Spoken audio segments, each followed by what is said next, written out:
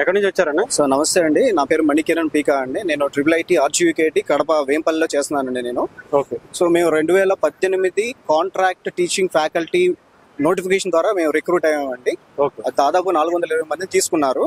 అప్పటి నుండి అక్కడ PhD కానీ నెట్ కానీ సెట్ కానీ మ్యాండేటరీ అని చెప్పలేదు. అవి మాత్రం ప్రిఫరబుల్ అని చెప్పారు తప్ప, సరే నెట్ సెట్ PhD ఉన్న వాళ్ళనేమో అసిస్టెంట్ ప్రొఫెసర్ డెసిగ్నేషన్ ఇచ్చారు. నెట్ కానీ సెట్ కానీ PhD లేని వాళ్ళని గెస్ట్ ఫ్యాకల్టీ అనే డెసిగ్నేషన్తో వాళ్ళు ఇప్పటికీ కంటిన్యూ చేస్తున్నారు. ఇప్పుడు రాను వచ్చిన విశేషాల్లో ఏంటి అంటే, కొత్తగా తీసుకున్న నోటిఫికేషన్లో కూడా సెకండ్ లిస్ట్ అని ఫస్ట్ లిస్ట్ అని నానా రకాలుగా మమ్మల్ని ఇబ్బంది పెడుతూనే ఉన్నారు. మధ్యలో కరోనా టైంలో మేము గెస్ట్ ఫ్యాకల్టీ ఉన్న డెసిగ్నేషన్ ఉన్న ప్రాతిపదికన మమ్మల్ని జాబ్ నుండి తొలగించడం జరిగింది. సో మాకు జరిగిన అన్యాయాన్ని మేము సవాల్ చేస్తూ హానరబుల్ హైకోర్టును కూడా ఆశ్రయించడం జరిగింది. అప్పుడు హైకోర్టు వారు కూడా మాకు సానుకూలంగా తీర్పు ఇవ్వడంతో మళ్ళీ మమ్మల్ని తీసుకున్నారు. అప్పటి నుండి కూడా కోర్టు ఆర్డర్స్ ఉన్నా సరే వాళ్ళకి మినిమం టైం స్కేల్ ఇంప్లిమెంట్ చేయండి, శాలరీస్ 110 జీవో ప్రకారం పే చేయండి అని చెప్పినా సరే ఇప్పటి వరకు కూడా దాని గురించిన ఇటువంటి చర్యలు కూడా తీసుకోకుండా ఉండటం చాలా బాధాకరమైన విషయం అని చెప్పుకోవాలి. ఇప్పుడు రకరకాల యూనివర్సిటీస్ నుండి వస్తూ ఉన్నాం, అయినా సరే ఇప్పటి వరకు కూడా మేము ఇప్పుడు రెండోసారి మన పవన్ కళ్యాణ్ గారి దగ్గరికి వచ్చి మనం ఇట్లా వినతి పత్రం సమర్పించుకోవడానికి వచ్చాము. సో ఈ రోజు సార్ వస్తారన్న, సార్తో డైరెక్ట్గా కలిసి దీని గురించి మాట్లాడతాము.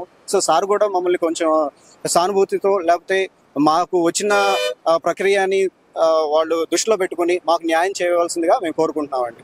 అంటే ఇది ఇప్పుడు ఎన్ని సంవత్సరాలు అయింది ఆపేసి? ఇప్పుడు మీకు ఎన్ని సంవత్సరాల నుంచి పెంచలేదు? మమ్మల్ని ఉన్నారు, మేము 2018లో జాయిన్ అయ్యామండి. 2019లో తీసేశారు. సాలరీస్ పెంచడం మానేసి ఎన్ని సంవత్సరాలు? 2022 జాన్ 1 నుండి అండి. ఎందుకని పెంచట్లేదు అంటున్నారు? మాకు గెస్ట్ ఫ్యాకల్టీ డిసిగ్నేషన్ ఉంది, అందుకనే మీరు కాంట్రాక్ట్ కిందకి రారు అంటారు. కానీ మా దగ్గర సరైన ప్రూఫ్స్ అన్ని ఉన్నాయండి. మా దగ్గర కోర్టుకి వెళ్ళిన ప్రూఫ్స్ కూడా మా దగ్గర అన్ని ఉన్నాయండి. కోర్టు వారు కూడా, హానరబుల్ కోర్టు వారు కూడా, హైకోర్టు వారు కూడా మమ్మల్ని కన్సిడర్ చేయండి, వీళ్ళు న్యాయంగానే వచ్చారు, ఇంటర్వ్యూ అటెండ్ అయ్యారు, రిటర్న్ టెస్ట్ రాశారు, రోస్టర్ కూడా వీళ్ళకి సెట్ అయింది, వీళ్ళని కంటిన్యూ చేయండి, వాళ్ళ డెసిగ్నేషన్ మార్చండి, వాళ్ళని మినిమం టైమ్స్ కూడా ఇంప్లిమెంట్ చేయమండి అని చెప్పిన లేదండి. కాంట్రాక్ట్ డెసిగ్నేషన్ లో వాళ్ళని ఉంచండి, వాళ్ళు గెస్ట్ అని తీసేసి వాళ్ళు ఏ డెసిగ్నేషన్ ఇచ్చినా ఓకే, ఇబ్బంది లేదు. మమ్మల్ని కాంట్రాక్చువల్ ఫ్యాకల్టీగా మమ్మల్ని గుర్తించండి అని మేము వాళ్ళు కోర్టు నుండి కూడా ఆర్డర్స్ వచ్చినాయి. అది చేయలేదు, అలాగే శాలరీ కూడా పెంచలేదండి. సార్ మా తర్వాత వచ్చిన నోటిఫికేషన్ లో కూడా 2021లో నోటిఫికేషన్ జరిగింది. పేపర్ నోటిఫికేషన్ లోనేమో only purely for 1 year non extendable అని ఇచ్చారు. వాళ్ళు ఇప్పుడు ఎట్లా కంటిన్యూ చేస్తున్నారు? 2024 కూడా ఒక నోటిఫికేషన్ వచ్చింది, ప్యూర్లీ ఫర్ 1 semester అన్నారు, వాళ్ళు ఇంకా కంటిన్యూ చేస్తూనే ఉన్నారు.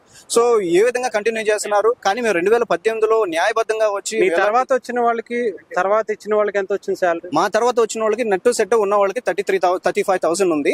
తర్వాత వచ్చిన వాళ్ళు లెక్చరర్ గా డెసిగ్నేషన్ ఇచ్చి వాళ్ళకి 33 అమౌంట్ పే చేస్తున్నారు. బట్ మీకు మాత్రం ఆ 25,000 తోనే సాగిస్తున్నారండి. సో ఈ విన్నపం మీ దగ్గరికి తీసుకురావాలని కొంచెం సారుకి ఒక దృష్టి తీసుకొద్దామని మా ప్రయత్నం అండి.